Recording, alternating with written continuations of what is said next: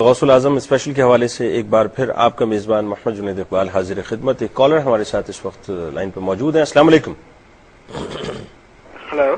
السلام علیکم. جی وعلیکم السلام. جی کون صاحب اور کہاں سے بات کر رہے ہیں؟ کراچی سے. کون صاحب اور کہاں سے بات کر رہے ہیں؟ جفران بات کر رہا ہوں بھائی. جی فرمائیے فرمائیے. اچھا جنید بھائی مجھے یہ سوال کروانا تھا مجید اللہ قادری صاحب اور دیگر علماء اکرام سے کہ حضور سیدنا غوث العظم دستگیر رضی اللہ تعالیٰ عنہ کس دن پیدا ہوئے تھے، وہ دن بتا دیں کائنڈلی، مطلب منڈے سنڈے جو بھی ہے مطلب. اچھا انہو ٹھیک ہے جی. آپ کا بہت شکریہ آپ نے ہمیں جوائن کیا. میرا خیال ہے پہلے وہ جو کوشچن آپ کے پاس آیا تھا اس پہ ذرا سے بات کر لیں کہ ایک صاحب ہیں وہ 11ویں شریف مناتے ہیں. لیکن سب سے پہلی بات تو یہ ہے کہ میری تمام دیکھنے والوں سے مؤدبانہ گزارش ہے کہ آپ جو بھی عقیدہ رکھتے ہیں، جو آپ کا نظریہ ہے، جو آپ کے تصورات و خیالات ہیں، یا جن چیزوں کو آپ باقاعدہ اپنے معمولات میں شامل کیے ہوئے ہیں، ان کے بارے میں تمام ضروری معلومات حاصل کریں. اس کا فائدہ یہ ہوگا، ایک تو یہ کہ آپ کے پاس ایک باقاعدہ دلیل ہوگی، اور اس دلیل کی روشنی میں جب آپ عمل کر رہے ہوں گے یا ایک نظریہ عقیدہ رکھتے ہیں تو آپ کا قلب بھی مطمئن ہوگا کہ جو میں اختیار کیے ہوں بالکل درست ہے. یہ بھی ہوتا ہے بعض اوقات کہ ہمارے بڑوں سے ایک چیز چلتی آتی ہے، بڑوں سے مراد خاندان میں، اور اس میں ایسی ایڈنگ ہو جاتی ہے یا بیچ میں کچھ لوگ ایسی تبدیلیاں کر دیتے ہیں کہ وہ ایک اصل شکل پہ قائم رہنے کے بجائے ایک مسخ شدہ شکل ہمارے پاس آتی ہے. بالکل ٹھیک ہے. اور ہم اسے اپنے گھر کی ایک رسم کے طور پہ قبول کرنے کے بعد اسی پر جمے ہوئے ہوتے ہیں. بالکل ٹھیک. اور اس میں ہوتا یہ ہے کہ بعض چیزیں اچھی ہیں تو بعض اس میں غلط چیزیں بھی شامل ہو جاتی ہیں. جیسے بی بی فاطمہ رضی اللہ تعالی عنہا کی نیاز کر کے عورتیں یہ کہتی ہیں مرد نہیں کھائیں گے عورت کھائے گی.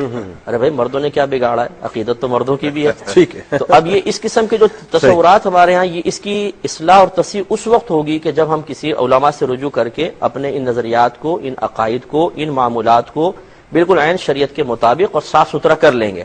اب ان بھائی نے جو کوشچن کیا تھا جی میں 11ویں کرتا ہوں اور لوگ مجھ پہ اعتراض کرتے ہیں اور یہ جواب نہیں دے پاتے غالباً، اس کی وجہ یہ ہے کہ ایک معمول اختیار تو کر لیا، لیکن کیوں کر لیا مجھے نہیں پتا. بڑے کرتے تھے تو میں بھی بڑا کرتے تھے یا میں کر رہا ہوں، یہ لوگ کر رہے ہیں تو میں نے ترغیب پا کے کر لیا. اس کی پہلے اصل دیکھیں، اس کو سیکھیں تمام چیزیں. یہ تو ایک اجمالی جواب ہے. سب کے لیے میرا مشورہ ہے کہ آپ کے گھر میں جتنے بھی عقائد ہیں، آپ کے نظریات ہیں، خیالات ہیں، معمولات ہیں، ان کی ایک تفصیل، ایک فہرست بنا لیں.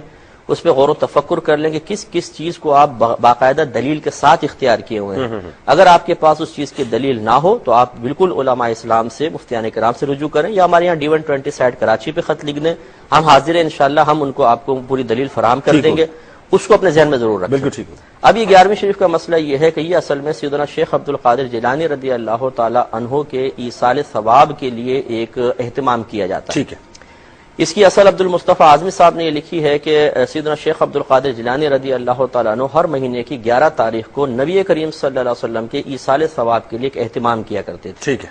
جب آپ کا وصال ہوا تو آپ کے متبعین نے آپ کے اس طریقے کو جاری رکھا، اور جب یہ طریقہ بر صغیر پاک و ہند میں آیا تو یہاں کے لوگوں نے باقاعدہ اس کا نام 11ویں شریف رکھ دیا. 11 کی نسبت. ٹھیک ہے. تو یہ گویا کہ ایک ایصال ثواب کی محفل ہے، اس میں اہتمام کرتے ہیں کہ کچھ مناقب بیان ہو گئے، کچھ جو منقبتیں پڑھ لی گئیں، اور کھانا وغیرہ کھلا کے اس کا ثواب تمام اعمال کا سیدنا شیخ عبد القادر جیلانی رضی اللہ تعالیٰ عنہ کو ایصال کر دیا جاتا ہے. اس کی شرعی حیثیت مستحب کی ہے. یہ کریں تو اچھا ہے، نہیں کریں تو کوئی گناہ نہیں. مسند امام احمد بن حنبل رضی اللہ تعالیٰ عنہ نے حدیث کوٹ کی ہے کہ نبی کریم صلی اللہ علیہ وسلم نے فرمایا کہ وما رآ المؤمنون حسنا فهو عند اللہ حسن، کہ جس کو مسلمان اچھا گمان کریں وہ اللہ تبارک و تعالیٰ کے نزدیک بھی پسندیدہ ہے. تو نفس ایصال ثواب تو صحیح حدیثوں سے ثابت ہے، لیکن اس طرح کے معمولات جو مسلمانوں میں رائج ہوئے اور مسلمان اس کو پسند کرتے ہیں وہ درجہ استحباب کی اجازت دی گئی ہے، تو اس کو کرنے میں کوئی حرج نہیں. بالکل ٹھیک بالکل ٹھیک. اور ایک جملہ عرض کرتے ہوئے محمد آصف صاحب ہندوستان سے ان کو جوائن کرتے ہیں کہ حضرت جنید بغدادی رحمۃ اللہ علیہ کا ایک بڑا خوبصورت قول ہے ان لوگوں کے لیے جو عموماً ہوتا ہے نا کہ تھرمامیٹرز لگا کے چیک کرتے ہیں اور تنقید کرتے ہیں کہ کسی کے عقیدے کو چھیڑو مت اور اپنے عقیدے کو چھوڑو مت. ہندوستان کے کالر ڈراپ ہو گئے. ہمارے ساتھ کراچی سے کالر ساتھ ہیں. السلام علیکم. السلام علیکم جنید بھائی. جی وعلیکم السلام. کون صاحب بات کر رہے ہیں؟ جنید بھائی میں آصف بات کر رہا ہوں نارتھ کراچی سے. جناب. اور اکمل بھائی کے سامنے کے ہم بچے ہیں اور اکمل بھائی ہمارے استاد بھی ہیں ماشاءاللہ، اور ہمارے محلے کے بھی ہیں ماشاءاللہ سے. ان کا پروگرام بھی دیکھتا ہوں میں. اور السلام علیکم اکمل بھائی. جی وعلیکم السلام. تمام تو رشتہ داریاں آپ نے بتا دی، اب کوشچن کیجئے کیا ہے. جنید بھائی میری والدہ کی ڈیتھ ہوئی ہے ابھی، انا للہ، اور اتوار والے دن ان کا 40واں ہے، اور چاند کے حساب سے میں پوچھنا چاہ رہا تھا کہ 10 تاریخ چاند کی ہے اور اگلی جو اپنا 40واں ہمارا ہے وہ چاند کے حساب سے مغرب کے بعد ہی لگ جاتی ہے شاید.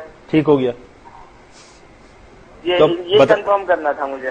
نہیں وہ تو ہو گیا, اب مزید کیا کنفرم کرنا ہے اس میں؟ یہ پوچھ رہا ہوں کہ 11ویں کی تاریخ لگ جائے گی نا اس میں 11ویں. نہیں وہ تو لگ جائے گی, لیکن آپ پوچھنا کیا چاہ رہے ہیں یہ تو بتائیے. میں یہی پوچھنا چاہ رہا تھا. اچھا یہی پوچھنا چاہ رہے تھے, چلے ٹھیک. بہرحال آپ رہیں ہمارے ساتھ ناظرین, آپ سے ملاقات کرتے ہیں ایک مختصر سے وقفے کے بعد. خوش آمدید خواتین و حضرات, ایک بار پھر غوث الاعظم اسپیشل کے ساتھ آپ کا میزبان حاضر خدمت. اور آج ہم حضور غوث الاعظم دستگیر حضرت شیخ عبدالقادر جیلانی رحمۃ اللہ علیہ کے شمائل اور ان کے فضائل کے حوالے سے گفتگو کر رہے ہیں. آپ ہمیں جوائن بھی کر سکتے ہیں اور جو بات آپ پوچھنا چاہتے ہیں یقیناً میرے اس پروگرام کے دروازے آپ کے لیے کھلے ہیں.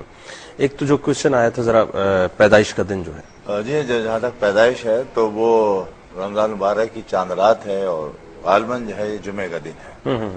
اور بعض تاریخوں میں جو ہے وہ پیر بھی آیا ہے, تو ان میں سے کوئی ایک دن ہے جس میں سیدنا غوث اعظم کی پیدائش ہوتی ہے, لیکن چاند رات رمضان کی یہ بالکل طے شدہ بات ہے. اچھا اب فضائل کے حوالے سے تھوڑی سی بات کرتے ہیں کہ جو آپ کے فضائل تھے, جو اللہ نے آپ کو فضیلت عطا کی, جو رتبہ عطا کیا, آپ کیسے دیکھتے ہیں, تاریخ کیا کہتی ہے اس حوالے سے؟ دیکھیے میں ایک طالب علم ہوں اور طالب علم کی حیثیت سے میں جب مطالعہ کرتا ہوں تو مجھے محسوس یہ ہوتا ہے کہ سیدنا شیخ عبدالقادر جیلانی رضی اللہ تعالیٰ عنہ کا مقام ولایت اتنا بلند ہے کہ جتنے بھی اولیاء کرام ان کے زمانے میں ہوئے یا ان کے بعد ہوئے, ان سب نے اس بات پر